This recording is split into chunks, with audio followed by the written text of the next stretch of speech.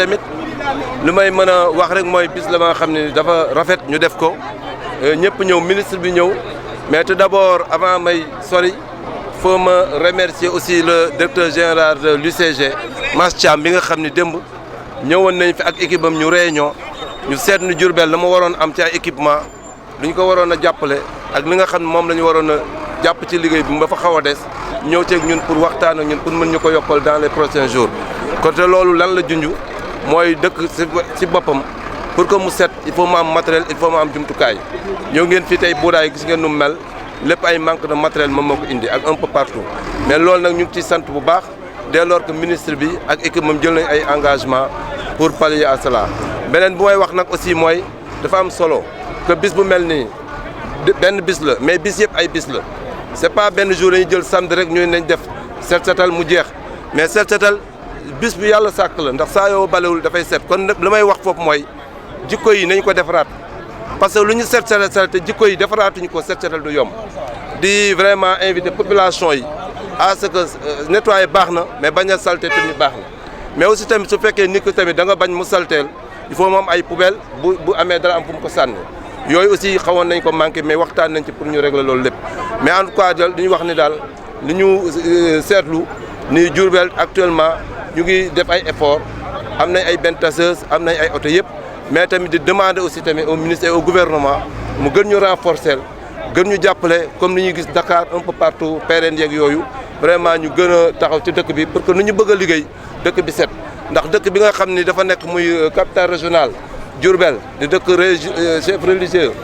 di dëkk Sëñ Touba ku ko xam-xam ni set rek moom moo ñu war ak daara yi nekk fii kon loolu di remercier ministre bi ci ñëw bu mu ñëw ak taxaw bu mu taxaw ak engagement bu ñu jël ñoom ak gouverneur ak ñoom ñëpp ak eaux et forêt pour accompagner ñu ci liggéey bi kon au nom de la population ñu ngi leen di remercier di leen remercier di leen wax ni lii lu am solo la donc di inviter population bi chaque jour ñu def ko ñun waxtaanee ak waa UCG chaque samedi dinañ ñëw fii léegi def ko benn quartier def ko def lu mel nii parce que duñu war a toog rek tey mu jeex mais suba mbalit dina amaat. mais njaareem jot na mu am ko mais déjà si wàllu boppam aussi vraiment UCG ñu ngi ñuy jàppale ba nga xam ne fi nga xam ne moom lañ yóbbu mbalit ma ñu ngi koy defaraat di ko nettoyer mais loolu lépp lu am solo la war nañ ko am war nañ am jumtukaay yooyu yëpp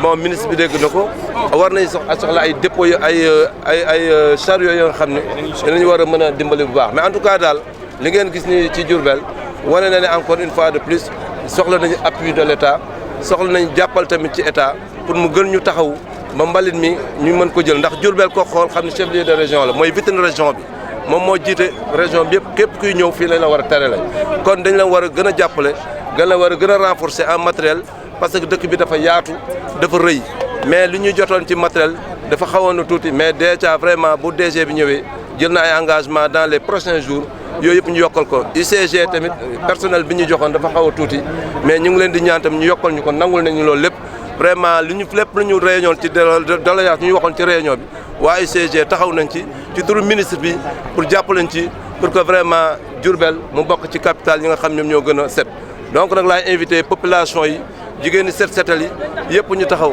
ASC yi ñu taxaw ñëpp ñu commencé réger suñu dëkk defar suñu dëkk même dinañ initier